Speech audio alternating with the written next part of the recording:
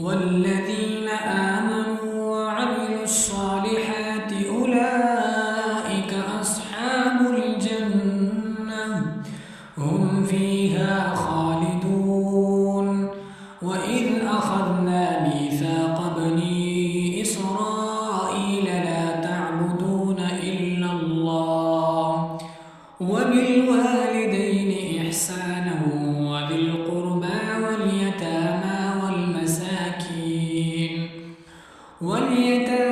والمساكين وقولوا للناس حسنا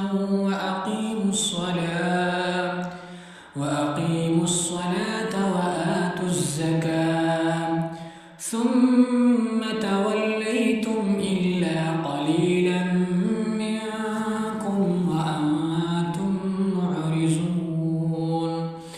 وإذ أخذنا ميثاقكم لا تسفكون دماءكم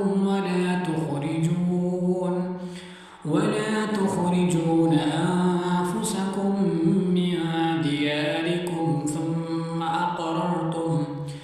ثم أقررتم وأنتم تشهدون.